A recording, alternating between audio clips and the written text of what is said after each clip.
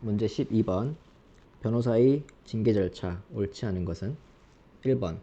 법무부 변호사징계위원회는 대한변호사협회 변호사징계위원회의 징계 결정에 대한 이의 신청 사건을 심의한다. 그래서 순서를 보시면 이 순서는 한번 알고 계셔야 될 것 같아요. 대한 변협이 있고, 예를 들어서 변호사 갑에게 징계를 이제 한단 말이에요. 그러면은 변호사 갑이 이 징계 결정에 대해서 이제 불복을 하는 거죠.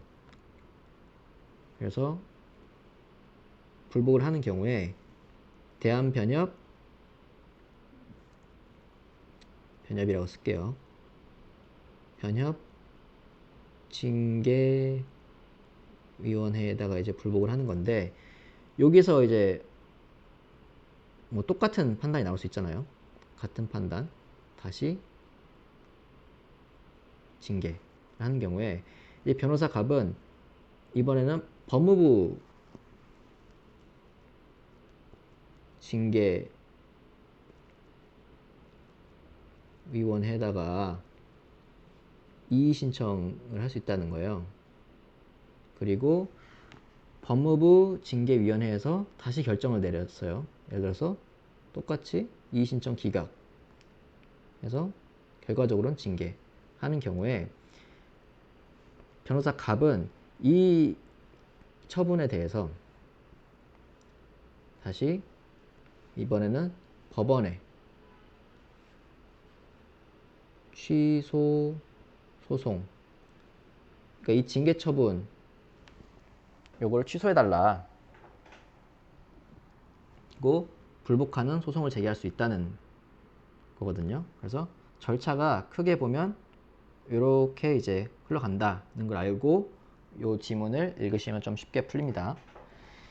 그래서 보시면 1번은 맞죠? 왜냐면 법무부 변호사징계위원회 얘네죠. 대한변호사협회의 변호사징계위원회의 징계결정, 이 징계결정에 대한 이의신청 사건을 심의한다. 그래서 맞는 지문이고, 2번 보시면 징계 혐의자는 징계심의 기일에 출석해서 구술 또는 서면으로 자기에게 유리한 사실을 진술하고 필요한 증거를 제출할 수 있다.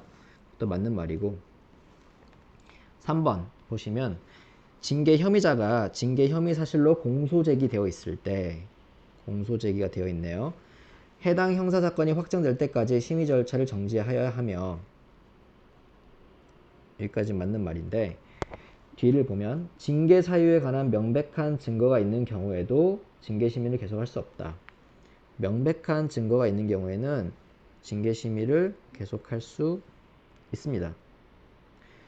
이렇게 공소 제기가 이제 되어 있는 경우 있잖아요. 이런 경우에는 이 지문처럼 이 명백한 증거가 있는 경우, 또는 징계 혐의자가 심신상실 또는 질병 같은 사유로 형사재판 절차가 지금 진행되지 않는 경우, 이런 경우에는 징계심의를 계속할 수가 있습니다.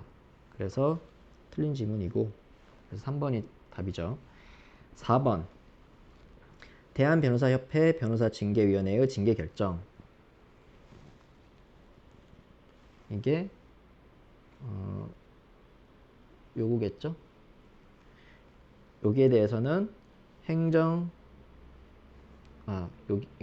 법무부고, 다시 요걸 의미하는 거겠죠. 여기에 대해서는 이제 행정소송을 제기할 수 없다는 거예요.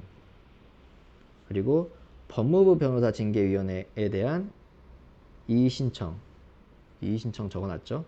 그리고 그 결정이 뭡니까? 이 마지막 법무부 징계위원회에서 한 결정에 대해서는 불복하는 경우 행정법원에 소를 제기할 수 있습니다. 그래서 이건 맞는 지문입니다.